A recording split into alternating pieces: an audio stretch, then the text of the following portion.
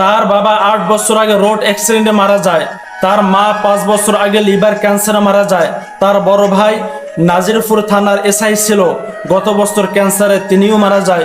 2024 সালে এসে তাকেও জীবন দিতে হয়েছে, তাকে মারা হয়েছে। হ্যাঁ, বলছিলাম তোফাজ্জলের কথা, যে নাকি ঢাকা বিশ্ববিদ্যালয়ের স্টুডেন্ট ছিল, তাকে যারা মেরেছে তারাও ঢাকা বিশ্ববিদ্যালয়ের স্টুডেন্ট ছিল।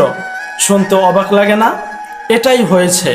আমরা 4 থেকে 5 বছর আগের ঘটনা জানি। বইতে কি হয়েছে, বইটা যারা পড়ে তারা সর্বোচ্চ মেধাবী। সেখানে বহুত শিক্ষার্থী মিলে, কয়েকজন শিক্ষার্থী মিলে একটি শিক্ষার্থীকে মেরে ফেলেছে। কত নির্মম একটি পরিস্থিতি। এমনটাই হয়েছে বাংলাদেশে। ঢাকা বিশ্ববিদ্যালয়ে কয়েকজন শিক্ষার্থী মিলে তোফাজ্জলকে মেরে ফেলেছে। মাহারা, বাবাহারা, ভাইহারা তোফাজ্জল অসহায়। এখন তিনি মানসিক ডিপ্রেশনে ভুগতে আছে, মানসিক সমস্যা তার হয়েছে। আপনারা কি বলেন? দেশ স্বাধীন হয়েছে, ডবল ভাবে দেশ স্বাধীন হয়েছে। তো স্বাধীনতার অর্থ কি? মারামারি করা, ভাঙচুর করা, চুরি ডাকাতি করা, এটাই স্বাধীনতার অর্থ? একটি মেয়ে নিরাপদভাবে রাস্তায় হাঁটতে পারে না, একটি মানুষ রাত্রিবেলা নিরাপদভাবে হাঁটতে পারে না। মানুষের জীবনে ঝুঁকি আছে।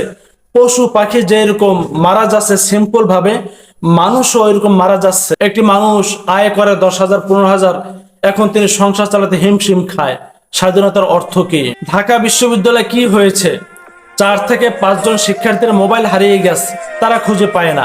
তারা সবাই মিলে সন্দেহ করলো তোফাজ্জলকে, মনে হয় যেন তোফাজ্জল মোবাইলগুলো নিয়েছে। তারা যাচাই করলো না, বাছাই করলো না, তাকে সন্দেহ করে তাকে ক্যান্টিনে নিয়ে তাকে পেট ভরে ভাত খাওয়ানো হয়েছে। তাকে যদি তোরা মেরেই ফেলো, তাহলে পেট ভরে ভাত খাওয়ানো কি দরকার? দেখুন, একটি রটের মতো কিছু হবে, তার হাতের উপর রেখে 2 মাথায় 2 জন ব্যক্তি দাঁড়িয়ে চাপ দিতে আছে। কত জুলুম তার উপরে চলতেছে। তাকে আস্তে আস্তে আঘাত করতে করতে তাকে মেরেই ফেলেছে। তোফাজ্জল বলেছে, আমি 24 ঘন্টা ইংলিশে কথা বলতে পারি। তাহলে তিনি কত মেধাবী? তো ঢাকা বিশ্ববিদ্যালয়ে যারা পড়ে সবাই তারা মেধাবী, কিন্তু শিক্ষিত হয়ে কি লাভ, মেধাবী হয়ে কি লাভ, যদি ভিতরে মানুষত্ব না থাকে, মায়া না থাকে। একটি মানুষকে মোবাইল চুরির অপরাধে তাকে মেরে ফেলা হয়েছে। আদৌ তিনি মোবাইল চুরি করছে কিনা এটা সন্দেহযুক্ত। সত্য নাকি মিথ্যা আল্লাহই ভালো জানে। কবি রবীন্দ্রনাথ ঠাকুর ঠিকই বলেছিল, মূর্খের দেশে আবার কিসের বিশ্ববিদ্যালয়।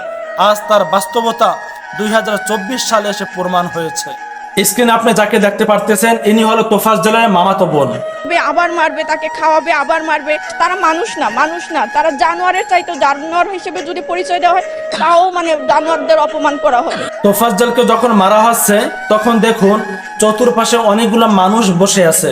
দুনিয়ার বুকে তারা ছলে বলে কল কৌশলে শাস্তি থেকে মাপ পেতে পারে, মুক্তি পেতে পারে, কিন্তু আল্লাহর দরবারে তারাও এর শাস্তি থেকে মাপ পাবে না। কারণ অন্যায় করা যেরকম অপরাধ, সে অন্যায় দেখে যদি কেউ বাধা না দেয়, একই অপরাধ। আমরা দোয়া করি তোফাজ্জলের জন্য, আল্লাহ তাআলা তাকে জান্নাতের উচ্চ মাকাম দান করুক।